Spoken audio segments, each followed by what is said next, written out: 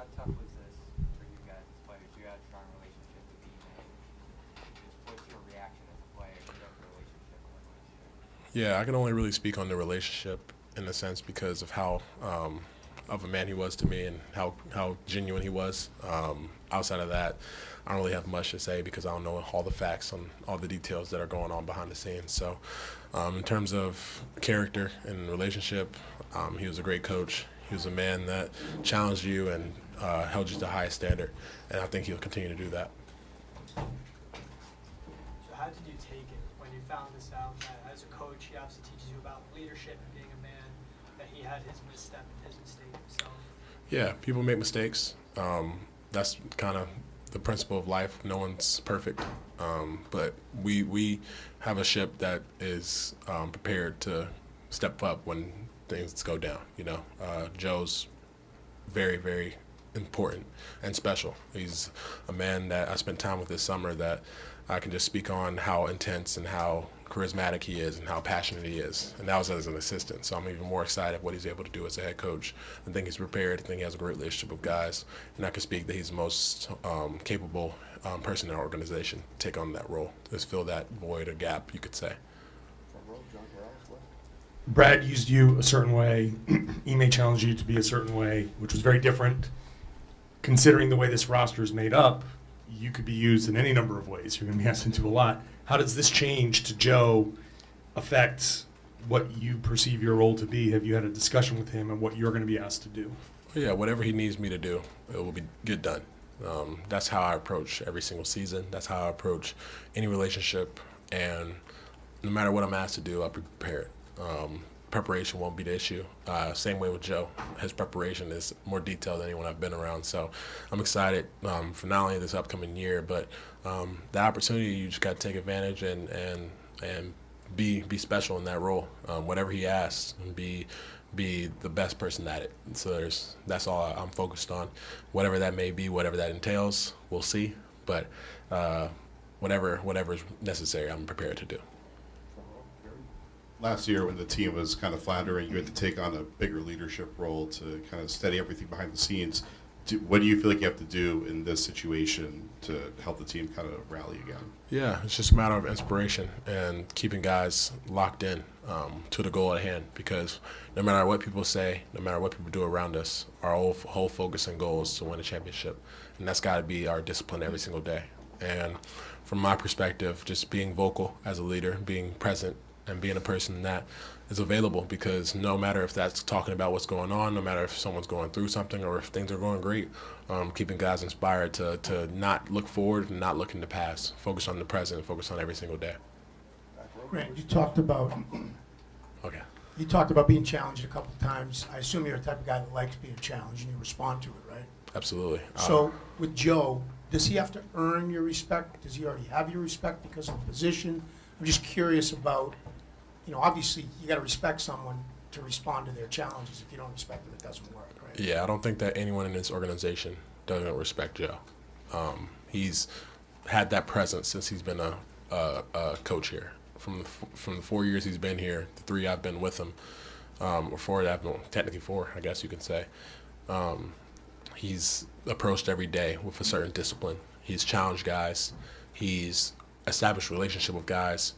And that's vital and important, not only as an assistant, but as a head coach. And he's prepared himself. He's studied. He's had experience in the past. And he's been through his own challenges. And to think that he's still the man that he is to this day is so special to see, because I'm excited for him to step up into this role. I know he's going to be prepared. I know he's ready for this opportunity. And I know that everyone on the team here, especially within the organization too, are focused on that goal and understanding that Joe's the right person to lead us to that goal.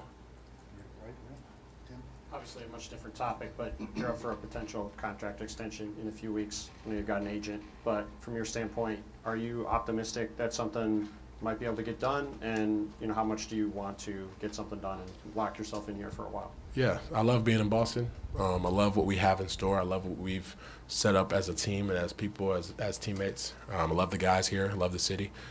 But when it comes to that, I just let my agents and everybody handle it, because if you become too overwhelmed or concerned with it, that's when you start focusing on your play or you start doing things that aren't necessarily characteristics of yourself. And for me, my number one focus and goal is allowing and helping this team to win a championship. Everything else takes care of itself, you know, whether that's I get extended, whether that's I play through the season, whatever that entails, I just have to be prepared for it. It doesn't sway my mental whatsoever. Hey, Grant, I was impressed during the playoffs you took the time to come out for the groundbreaking for the Embrace.